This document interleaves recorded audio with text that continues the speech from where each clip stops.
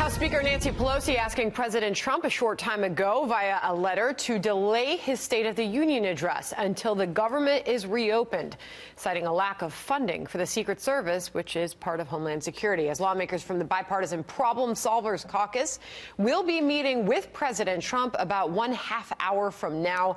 Pelosi writing to the president, quote, "Sadly, given the security concerns and unless government reopens this week, I suggest that we work together to determine another suitable date after government has reopened for this address, or for you to consider delivering your State of the Union address in writing to the Congress on January 29th. Let's bring in Guy Benson, political editor for townhall.com, co-host of Benson and Harf, and a Fox News contributor. Guy, good morning to you. Is that a reasonable request of the president?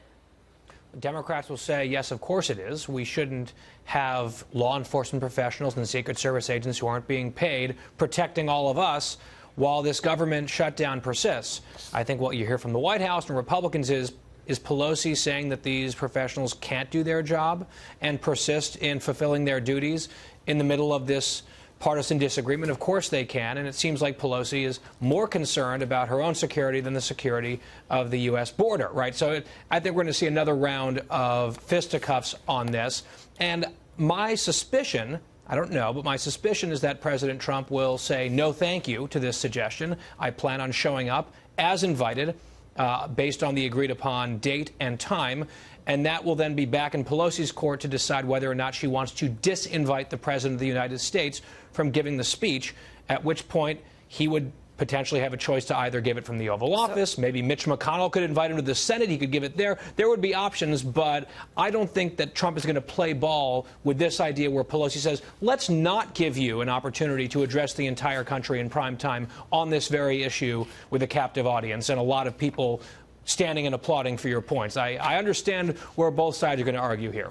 All right, we'll see where that goes. And when we get a White House response to that, we will certainly share that with everyone.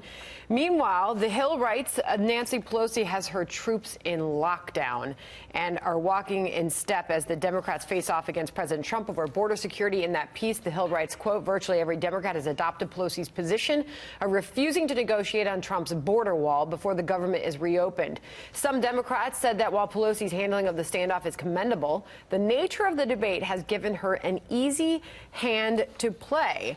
The piece quotes Brian Higgins, a Democrat from New York, saying she's demonstrated that she is a very formidable congressional counterbalance to the White House. Is that the case, Guy?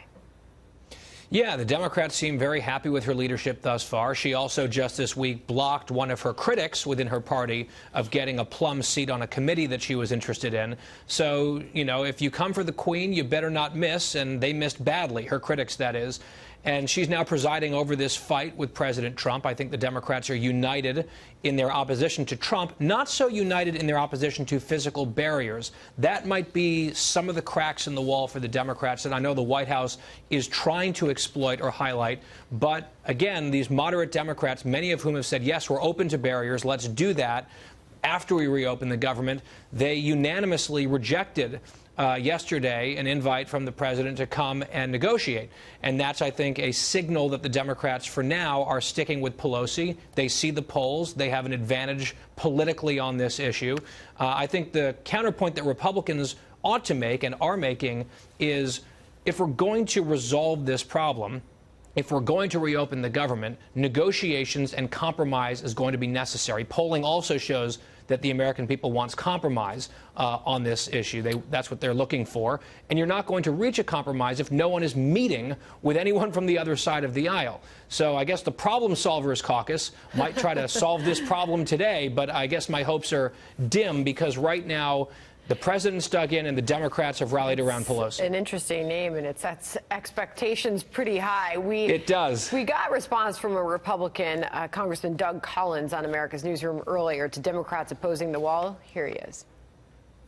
If they're so opposed to a wall, then start putting in legislation to tear down the walls and tear down the fences at our ports of entry and at those other areas where it's already been built. If it's not needed, you can't have it both ways. You can't say it doesn't work, and you can't say that we need it.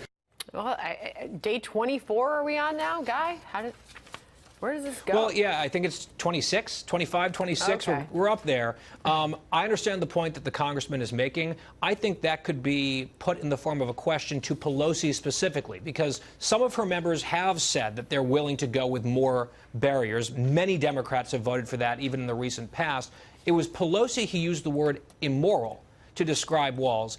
And I would love to see reporters press her specifically on what she means by that. Why are walls immoral? And if they are, in fact, immoral, why not say tear down the existing walls if they are symbols and monuments to immorality? That's a question that I haven't heard asked of her yet. Perhaps the press corps members of them are watching our very program today and might pose that one to her at some point, because I think that's a piece of rhetoric here that makes very little sense to me and most Americans would disagree with and reject. Well, it is Wednesday, January 26th. That makes it day 26 of this shutdown showdown. Guy Benson, thank you. Thank you.